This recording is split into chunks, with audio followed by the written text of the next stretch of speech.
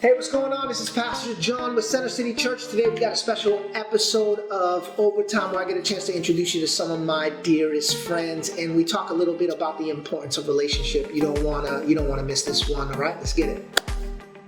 Center City Church. You already know. You are watching Center City Overtime. No, that's right. That's the whole deal with this. Oh, yeah. There's a little bit of a special edition. Normally we take a deep dive into Sunday morning, but I have the distinct opportunity of being in the same place as some of my closest friends. Y'all don't know this, but this Sunday we got a chance to hear from one of the more influential people in my life, Dr. Rick Ross. So I thought I would take advantage of being here. Got it before I did. It's just running joke. It's just running joke. They stepped on the stage and they called me Dr. Rick Ross because they don't want to confuse me with the real Rick Ross, but I was the original. He does a whole deal. It's fun. Anyway, I thought since I have four some of the most influential people in my life that I would take a moment, introduce you to them and ask them some questions that I think could potentially benefit you and your spiritual development. So here's what I want to talk about. We are currently walking into our group season. I am a firm believer in community. A lot of that is because of what has happened and how kind of God has crafted this room together, these relationships together. Lewis is my cousin, has kind of functioned more as my brother growing up because of the relative closeness of our age and how close we've always kind of lived within proximity. This is my best friend in the world, Kevin Hockenberry. You guys met him a couple weeks ago. We'll actually be talking about Pastor Kevin in the next couple weeks as we got some exciting news there. And this is Kanata Small. All of us actually went to the same youth group for a season, kind of did life there, and have stayed connected one way or another in the last 30 some odd years. So here's the question I want to put out for y'all. We are now in our mid 40s, except for Kanata. That's mid 40s, right? I like It's this. Mid to early. I always play with the age, you know what I'm saying? Mid to But, early. It's officially out. we're amongst family, so yeah. He looks 12, but I'm there. mid to early 40s. And I think for a lot of people, relationship has a tendency of shifting and changing at this age. But I do feel like there is a group of people who don't see the importance of relationships. So tell me, in your own experience as 40-some-odd-year-old men, how has God used not just this relationship, but other relationships that you have to kind of shape this season of your life?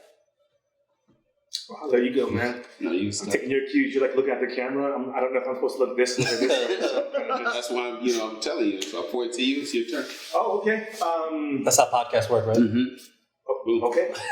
It's a gentleman's game. The question is, how has any relationship, I guess, Yeah. More like friendship relationships have kind of shifted this season in your life. it's interesting. I find myself wanting to really lean in with the friendships that I do have right now. Yeah.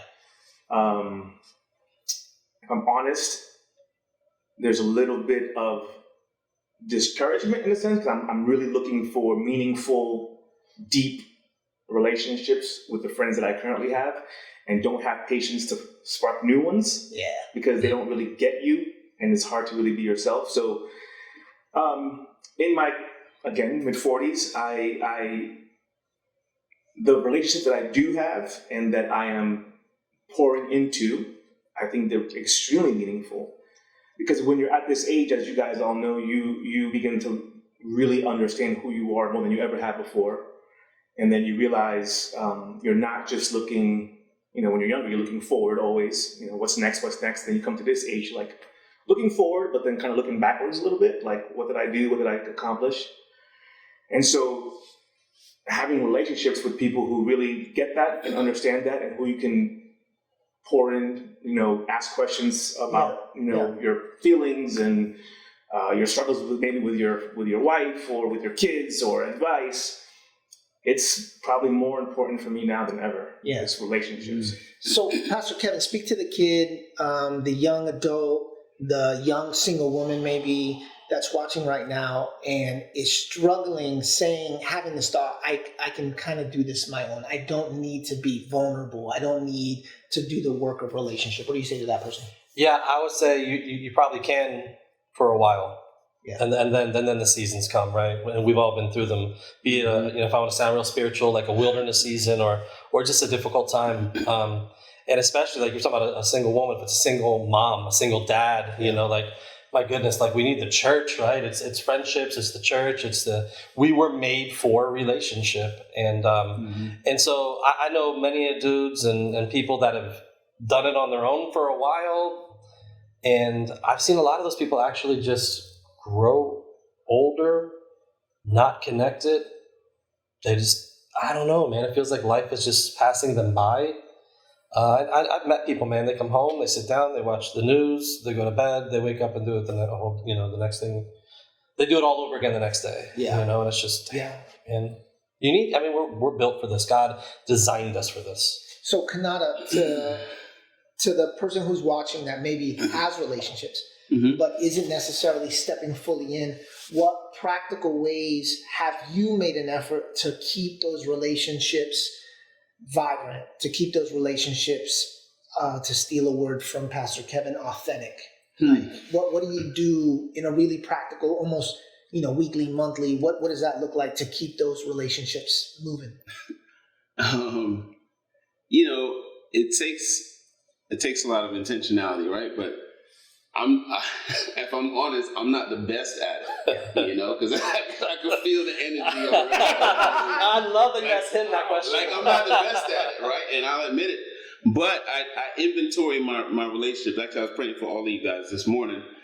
And, I thought about the role each of you played in my life. And, I have friends that I brag on. I brag on you guys in my songs. I brag on you when I'm just in my head, when I'm talking to God, when I'm just thankful for where I am, because you guys have encouraged me in different ways. And I guess that's a conversation for another time. But I would say, I was talking to this young adult, and he was telling me that he allowed his life to kind of just be all about himself. He got selfish, he closed himself in, and now he's 29 years old. He was taking the bus to church the other day. I called him, put him in the car, and he said he turned around and he realized that all of his friends had moved on in life, and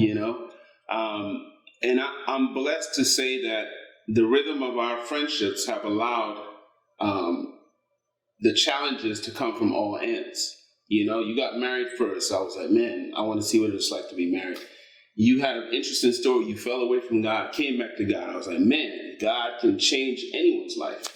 And you've just always been a solid believer. You were very encouraging and challenging as I was, growing. So you guys helped me to establish the level of, Christendom, and you guys made it real. Like, we had other friends in the youth group that just didn't participate and just have very regular lives.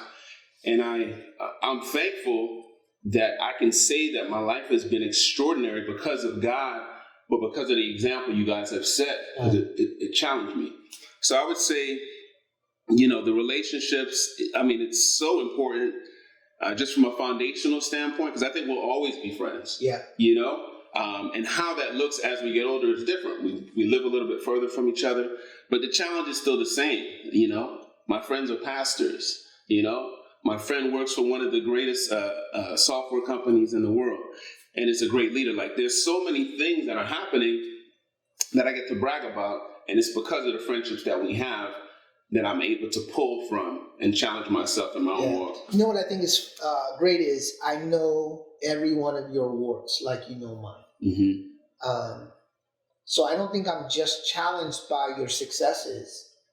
I'm challenged by the idea that because I know your shortcomings, and not from this place that I'm keeping record, but we've just done it together, right? Like, when all hell breaks loose, we'll get the text, we'll get the phone call. There's been seasons where, like this, so we're being a little raw here.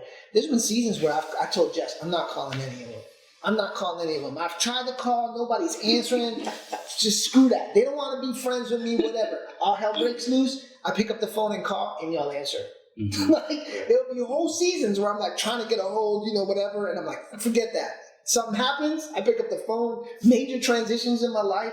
The Lord has this way of kind of, even in our flaws, I think because there's such an honesty, because there's such a vulnerability, when we experience success, when we see the hand of God move, and I'm not talking about success like, yo, that person's got a lot of money, or yo, that person got another song on a major motion picture, or yo, that, Pastor Kevin's killing it in Orlando and so many cool things happening.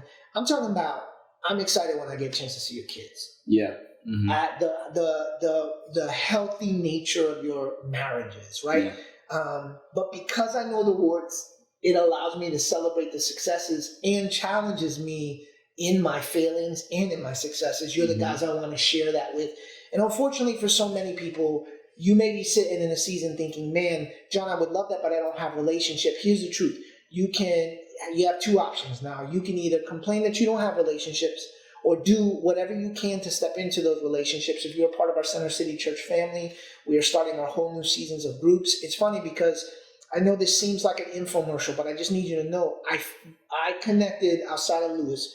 I connected with these guys in youth group. It was church community that brought us together. So this week you might be considering what group to be a part of. Basketball.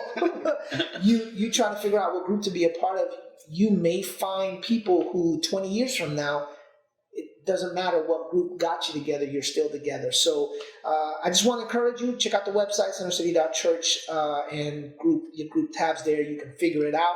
If you're not a part of the Center City family, find a community. Find a community of like-minded people who love and worship the same God you do. And I promise you, it's worth the investment of relationship. It's worth it. I love y'all. I want to make sure I get a chance to introduce y'all to my people. Cool? Yes. All right. We'll see you guys next week.